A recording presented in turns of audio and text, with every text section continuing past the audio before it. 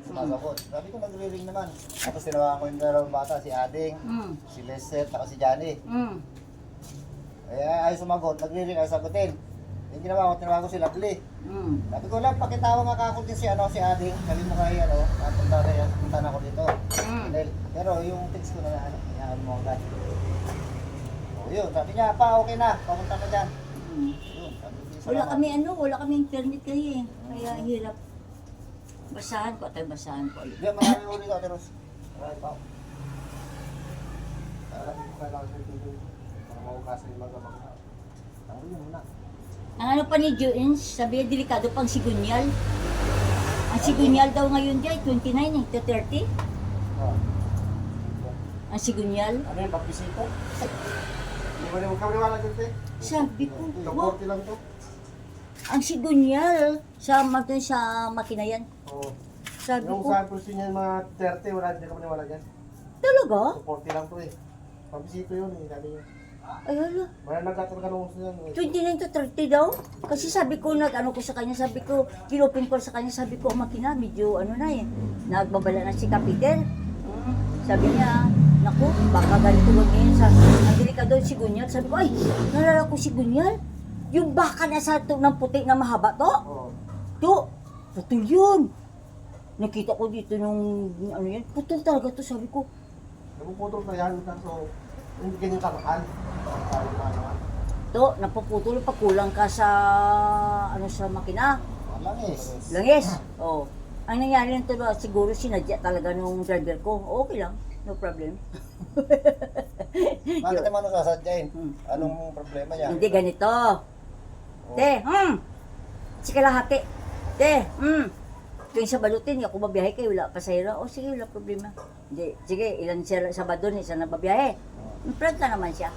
Tapos nung Sabado ulit, siguro mga isang buwan na nakalipas, uy, to, biyahe ka pala? Uti, bakit? May bisita kasi ako eh.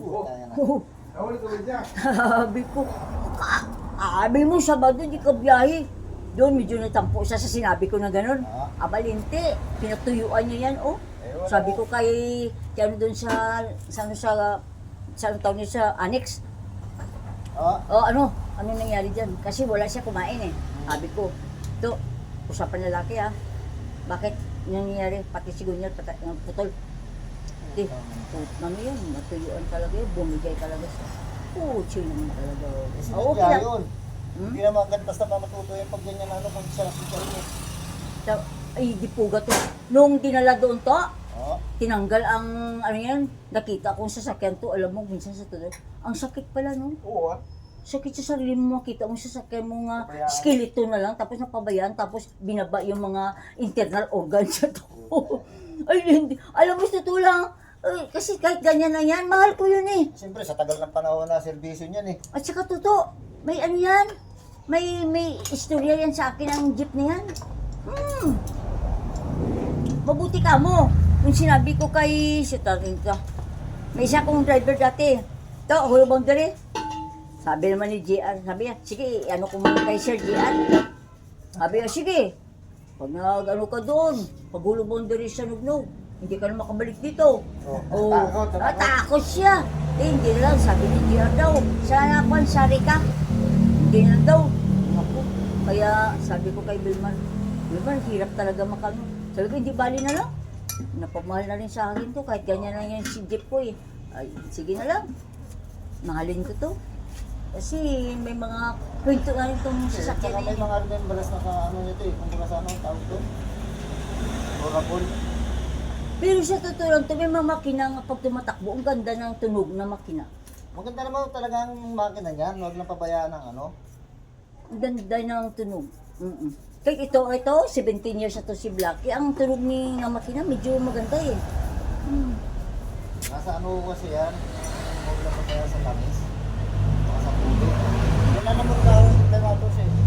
Ikaw ang driver mo. Yung ibang mga driver kasi walang pakialam. Hindi nag-check up sa umaga. Kaya minsan malilimutan magkarga ng tubig, Tubig at saka yung langis dyan. Saka dapat mga 5 minutes pa paandarin muna para ang ano niya, oil na sa loob ng katawan, ay, Bakyat. ikot-ikot pa. Saka aakyat po yun eh. Kaya ako dyan muna ako nag-ano sa labas. Kasi pag dito maingay. Hindi. Wala nang problema to, at tanghali na eh. Pandarin siya dyan, tapos yung habang nagpandar ka, nagpupunas-punas din yan sa upuan. Kasi siyempre baka mamaya, may customer ka, may pasahero ka dyan maganda dyan, eh, puti na